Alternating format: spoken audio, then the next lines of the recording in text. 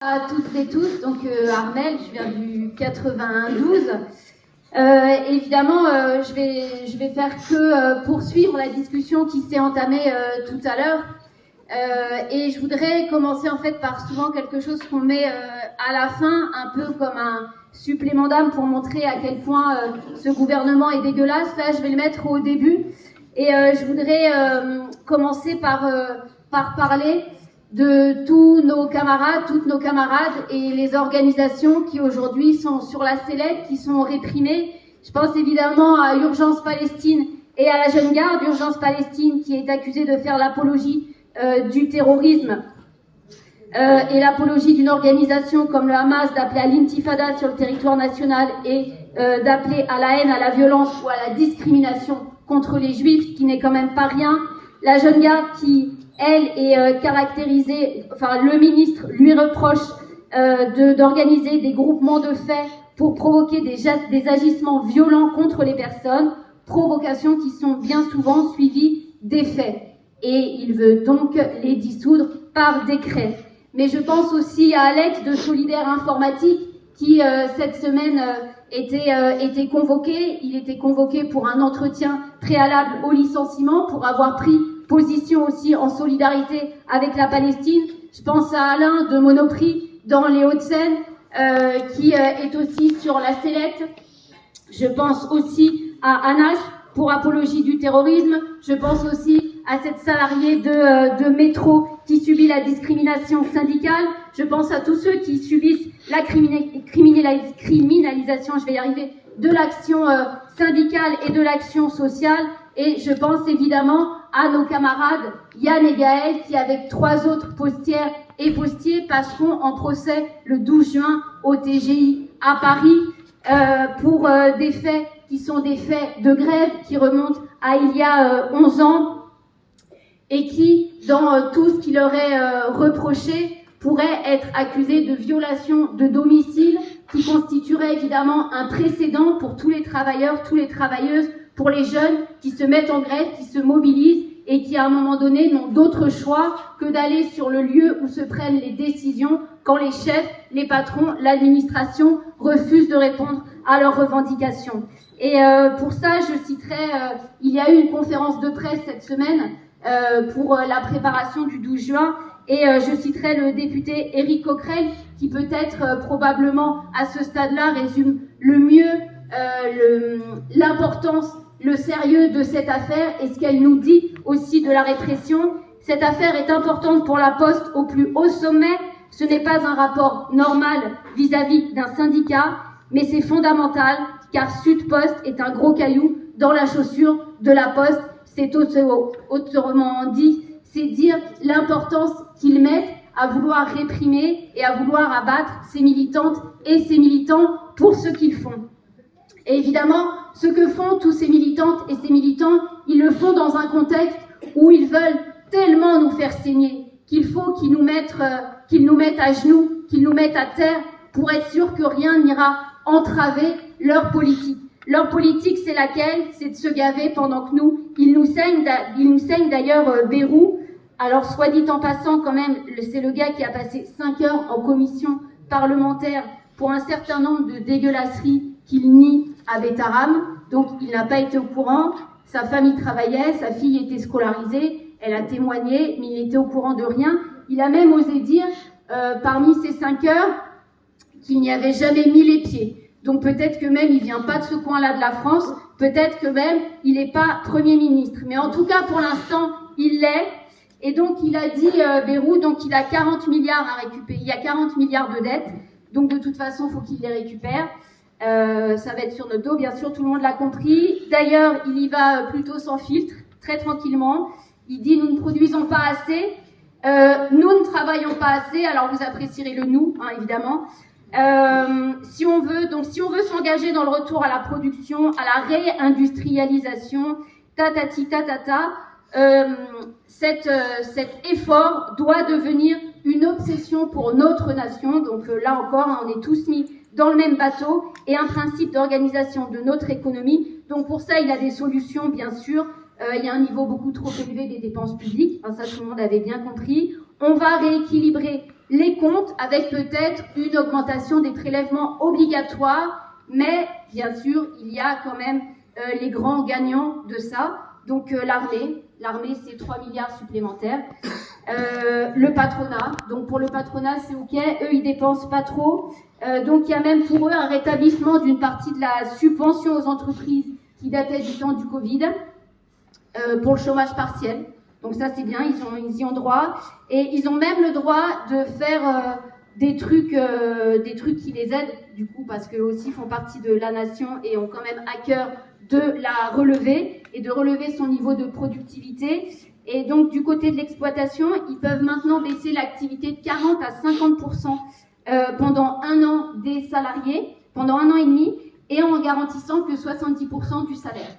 Donc d'ailleurs, je vous invite à lire donc le dossier de notre journal révolutionnaire qui vous explique tout ça très bien. Et comme une partie est payée à l'UNEDIC et l'autre partie est payée par l'État, c'est quand même vraiment tout bénef pour eux. Dans le genre des économies, évidemment, c'est pas pour tout le monde, puisque là, vous voyez qu'il y a en ce moment à droite une petite course effrénée pour savoir qui pourrait prétendre aussi en 2027 à quand même aller jouer dans la cour des grands. Donc ça se tire la bourre entre Wauquiez et Retailleau. De toute façon, l'un ou l'autre, ce sera un pourri. Mais Wauquiez perd pas le nord quand même dans son coin. Juste cette semaine, Street Press, en plus de révéler la politique de l'université de Nanterre à l'encontre de nos camarades jeunes qui ont subi donc des filatures et où il y aurait soupçon même de caméras mises dans les locaux qu'ils occupaient, eh bien ils ont aussi révélé que Wauquiez et ses copains, donc dans la région Auvergne-Rhône-Alpes qu'ils dirigent,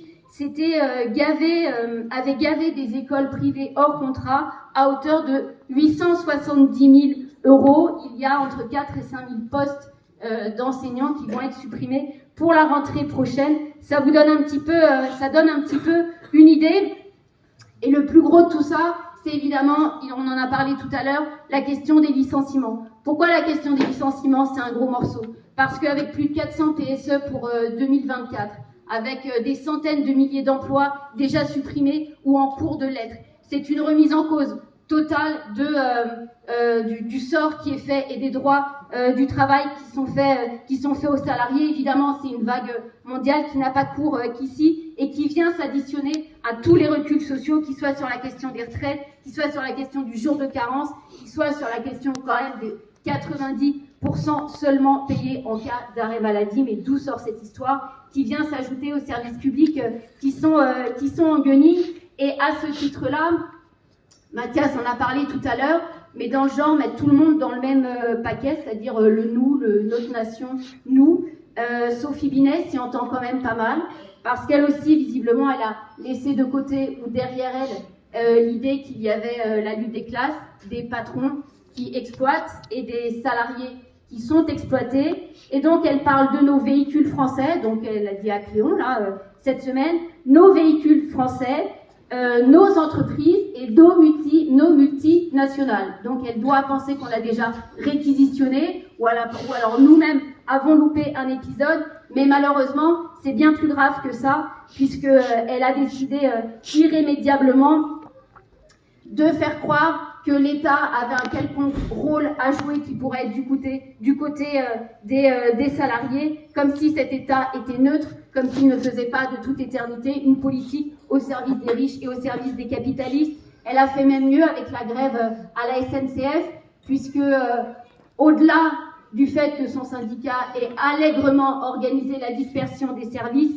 elle a aussi fait même mieux, puisqu'elle appelait la direction de la SNCF à négocier immédiatement pour éviter les grèves de mai, si c'est encore possible. Vous voyez, c'est-à-dire qu'au moment où nous, on s'échine à faire monter la sauce et à faire que justement on ne les évite pas, on n'évite pas le bordel, on n'évite pas la mobilisation, on n'évite pas le blocage des transports, elle, première secrétaire du plus gros syndicat qu'est la CGT, appelle la direction à tout faire pour bloquer cette grève. C'est évidemment pas ce chemin qui est à prendre, et les directions syndicales portent une très lourde responsabilité dans la situation actuelle. La situation actuelle de l'éparpillement, du boîte par boîte, c'est bien de faire la tournée des popotes, mais ce qui est quand même mieux, c'est d'unir tout ce monde-là pour une même bagarre, dans une même bagarre. Et puis, ça a évidemment un effet de dilution du rapport de force, parce que là, on pourrait être tenté de dire, mais que faire?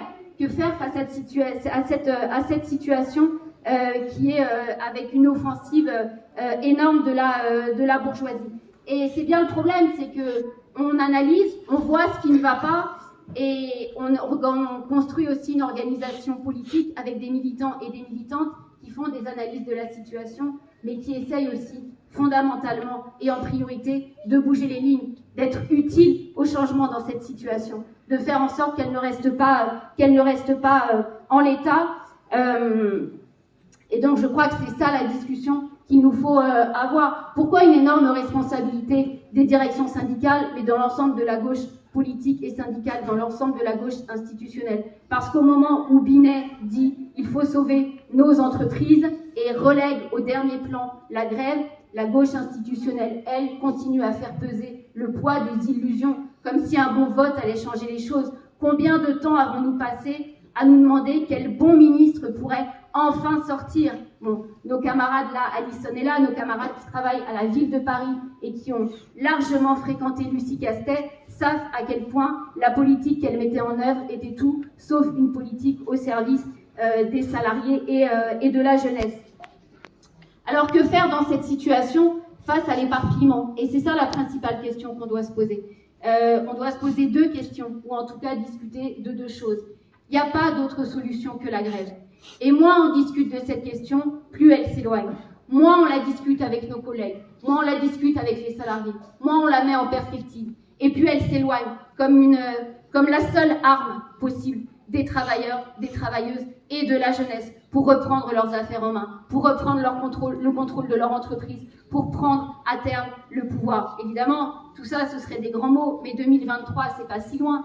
Les grèves que l'on a connues sur ces 10 dernières années, elles ne sont pas si loin. Chacune d'entre nous avons senti ce que ça pourrait être si à un moment donné, on décidait, si à un moment donné, plutôt que d'exécuter des décisions qu'on n'a jamais décidées collectivement, qui n'ont aucun intérêt général pour nous toutes et tous, il n'y aura pas d'autre solution que cette grève. Ça, on l'a senti, et c'est ça qu'il faut remettre au cœur de nos discussions, y compris quand les plans de bataille qu'on nous propose sont dégueulasses.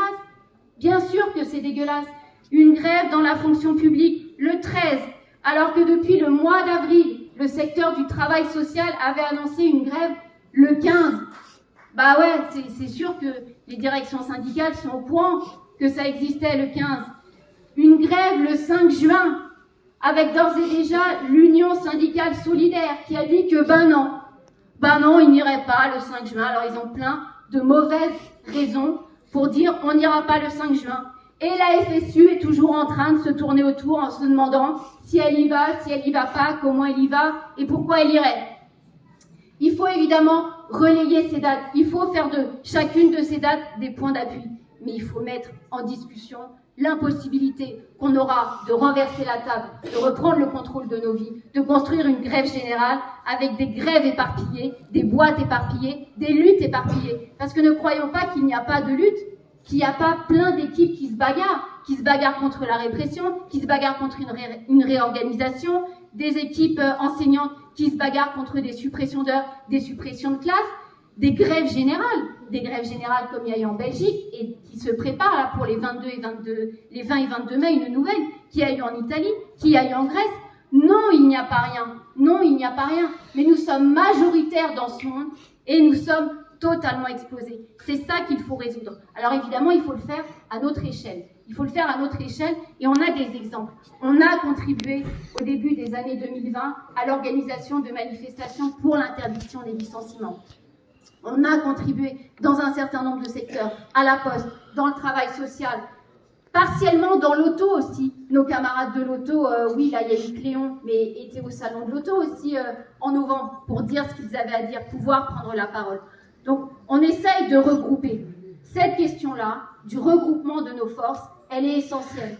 Et donc il faut qu'on se fixe comme objectif, dans les semaines ou les mois qui viennent, d'arriver à regrouper ces équipes syndicales, ces salariés, ces travailleurs, ces travailleuses, ces jeunes qui se battent, avec qui on a mené des combats, il faut qu'on arrive à se regrouper et à discuter d'un plan de bataille qui nous permette véritablement d'engager le bras de fer et le rapport de force. C'est évidemment essentiel. Est-ce que c'est facile? Non. Est-ce que la grève est à nos portes? On n'en sait rien. Est-ce on arrive à convaincre facilement? Non. Mais la question est, est-ce qu'on se donne les moyens de la discuter, de convaincre de sa nécessité? Et c'est là qu'est tout l'enjeu face à ce monde en guerre sociale et en guerre militaire. Alors pour terminer, bien sûr, là vous êtes venus nombreuses et nombreux à cette fête du NPA. Il n'y a pas de détour non plus sur le fait de s'organiser. Parce que on peut avoir la meilleure détermination du monde, la meilleure volonté du monde, la colère chevillée au corps, prendre chaque humiliation, subir peut-être même parfois ou refuser de le faire. Individuellement, on s'en sort pas. On a besoin d'être regroupés, évidemment, collectivement, mais de s'organiser dans un parti révolutionnaire qui se donne la perspective de la révolution et du communisme. Est-ce qu'on se prépare à la révolution? Honnêtement, on serait bien prétentieux. Est-ce qu'aujourd'hui, tout ce qu'on fait, ça nous prépare à des épisodes comme le Palais d'Hiver? Nous, ce serait plutôt l'Élysée. Ce serait bien prétentieux de le dire. Mais en tout cas, s'organiser, tisser des liens, des habitudes, de la confiance, apprendre à agir ensemble, ça, c'est absolument essentiel. C'est ce qui est devant nous. Être militant, c'est avoir évidemment le courage de s'indigner, de ne pas laisser passer les injustices, de s'y opposer. Mais on n'est pas des héros et on n'a pas la prétention de l'être ni des héroïnes, parce que c'est la force de l'organisation qui nous permet de vivre et d'agir avec ça. Alors pour finir, évidemment, bravo aux militantes et aux militants qui ont organisé cette fête. Il y en a eu plusieurs du NPAR.